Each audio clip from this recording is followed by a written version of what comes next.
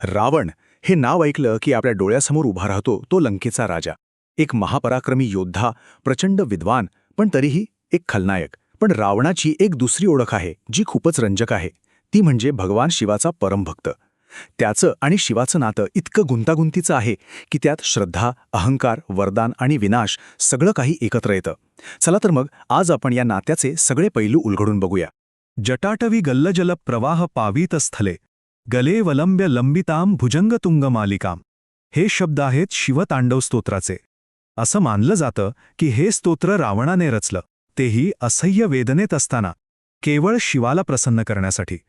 याच स्तोत्रामुळे रावणाच्या भक्तीची एक खूपच वेगळी आणि शक्तिशाली ओळख तयार झाली आहे. तर मग ही परमभक्ताची ओळख आली कुठून? रावणाला शिवाचा सर्वात मोठा भक्त का मानला जातो? ह्या प्रश्नाचं उत्तर एका खूप प्रसिद्ध कथेत दडलेलं आहे. ती म्हणजे कैलास पर्वताची घटना. ही कथा फक्त त्याच्या भक्तीची नाही, तर त्याच्या प्रचंड अहंकाराची सुद्धा आहे. तर झालं असं की रावणाला आपल्या ताकदीचा इतका गर्व झाला की त्याने थेट कैलास पर्वतच उचलण्याचा प्रयत्न केला. आता यामुळे भगवान शिव साहजिकच संतापले. त्यांनी काय केलं? फक्त आपल्या पायाच्या अंगठ्याने तो पर्वत दाबला आणि रावण त्याच्या खाली अडकला, चिरडला गेला. म्हणतात की हजारो वर्ष तो त्या असह्य वेदनेत होता आणि याच वेदनेतून त्याला सुचलं ते शिवतांडव स्तोत्र. ही तीव्र भक्ती बघून अखेर शिव प्रसन्न झाले. त्यांनी त्याला माफ केलं आणि वरदान म्हणून दिली ती प्रसिद्ध चंद्रहास तलवार.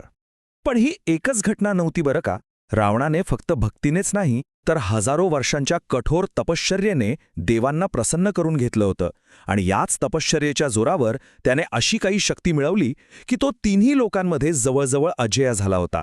बघा, ब्रह्मदेवाकडून त्याला अमरत्व काही मिळालं नाही, पण देव, दानव, राक्षस किंवा कुठल्याही प्राण्याकडून मृत्यू येणार नाही असं एक जबरदस्त वरदान मिळालं.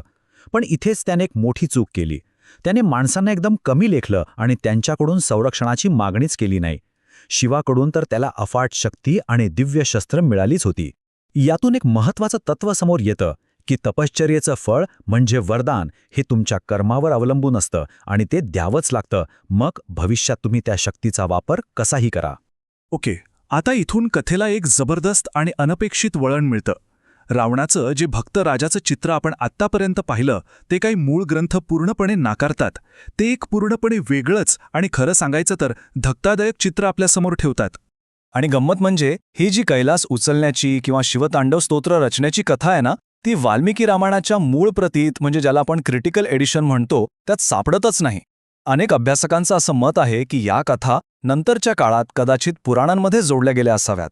म्हणजे मूळ गोष्ट काहीतरी वेगळीच असू शकते. तर मग मूळ रामायण काय सांगतं? इथेच रावणाची दोन पूर्णपणे वेगळी चित्र दिसतात. एका बाजूला आहेत पुराण आणि प्रचलित कथा, ज्यात तो एक विद्वान, शिवभक्त, संगीतकार आणि एका चुकीमुळे स्वतःचा नाश ओढवून घेणारा एक दुःखद नायक आहे. आणि दुसऱ्या बाजूला आहे वाल्मिकी रामायणाची मूळ प्रत, ज्यात तो एक क्रूर शासक आहे, स्त्रियांवर अत्याचार करणारा आहे आणि सीतेला खाऊन टाकण्याची धमकी देणारा नरभक्षक आहे. यानुसार तो देवाची स्तुती भक्तीने नाही तर भीतीमुळे करतो. आता आपण यापैकी कोणतीही कथा मानली तरी एक गोष्ट मात्र नक्की आहे. रावणाचा विनाश केवळ प्रभू रामामुळे झाला नाही. त्याच्या पतनाची कहाणी तर त्याने स्वतःच्या कर्मांनी आणि त्याला मिळालेल्या शापांनी खूप आधीच लिहून ठेवली होती. त्याच्या कर्मानेच त्याच्या विनाशाचा मार्ग कसा तयार केला होता ते बघा. एकदा त्याने नंदीच्या वानर रूपाची चेष्टा केली तेव्हा नंदीने शाप दिला की वानरच तुझ्या नाशाला कारण ठरतील. वेदवती नावाच्या स्त्रीचा विनयभंग केल्यावर तिने शाप दिला की तीच त्याच्या मृत्यूसाठी पुन्हा जन्म घेईल आणि तीच पुढे सीता बनली. आणि सगळ्यात महत्त्वाचं, रंभेवर अत्याचार केल्यावर त्याला शाप मिळाला की जर त्याने पुन्हा कोणत्याही स्त्रीवर जबरदस्ती केली तर त्याच्या डोक्याचे तुकडे तुकडे होतील. आणि याच शापामुळे, याच भीतीमुळे त्याने लंकेत सीतेला हात लावला नाही. यात शौर्य वगैरे काही नव्हतं, होती ती फक्त भीती. मग प्रश्न पडतो की रावणाला नक्की समजून कसं घ्यायचं? एकीकडे तो एक पूजनीय शिवभक्त आहे, तर दुसरीकडे मूळ ग्रंथानुसार तो एक राक्षसी वृत्तीचा राजा. ही दोन टोकं एकत्र येतातच कशी? काही विद्वान रावणाला फक्त एक खलनायक मानत नाहीत. ते त्याला ॲरिस्टॉटलच्या ट्रॅजिक हिरो म्हणजेच दुःखद नायकाच्या चौकटीत बसवतात. म्हणजे असा नायक जो पूर्णपणे चांगला किंवा वाईट नसतो, पण त्याच्यात असलेल्या एका मोठ्या दोषामुळे तो स्वतःचा विनाश ओढवून घेतो. रावणाच्या बाबतीत तो दोष होता त्याचा अहंकार आणि त्याची वासना. ही स्लाइड त्याच्या व्यक्तिमत्वातला हाच विरोधाभास अगदी स्पष्ट करते. वेगवेगळ्या ग्रंथानुसार पाहिलं तर तो एकाच वेळी वेदांचा अभ्यासक असूनही अत्याचारी होता, महापराक्रमी योद्धा असूनही कामांध होता आणि एक प्रभावी शासक असूनही नरभक्षक होता. यावर मानसशास्त्र एक आधुनिक दृष्टिकोन देतं, ज्याला ल्युसिफर इफेक्ट असं म्हणतात. या सिद्धांतानुसार एक चांगला किंवा सामान्य माणूसही काही विशिष्ट परिस्थितीत वाईट बनू शकतो, जसं की त्याला अमर्याद सत्ता मिळाली किंवा कोणी त्याला चिथावणी दिली. रावणाच्या बाबतीतही कदाचित असंच काहीसं झालं असेल, अमर्याद शक्ती आणि बहीण शूरपणखेच्या चिथावणीमुळे. या संपूर्ण कथेतून एक खूप महत्वाचा संदेश मिळतो.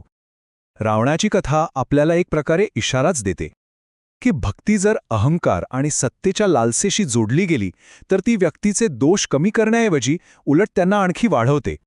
भक्ती म्हणजे एक आरसा आहे जो आपलं खरं स्वरूप आपल्यासमोर ठेवतो. आणि शेवटी रावणाचा वारसा आपल्याला याच एका मोठ्या प्रश्नावर आणून सोडतो, त्याची भक्ती ही खऱ्या अर्थाने श्रद्धा होती की फक्त सत्ता आणि शक्ती मिळवण्याचा एक मार्ग होता, की मग तो त्याच्या प्रचंड अहंकारावर चढवलेला एक मुखवटा होता. कारण खरी भक्ती ही मिळालेल्या शक्तीने नाही, तर ती शक्ती वापरताना दाखवलेल्या नम्रतेने आणि करुणेने मोजली जाते.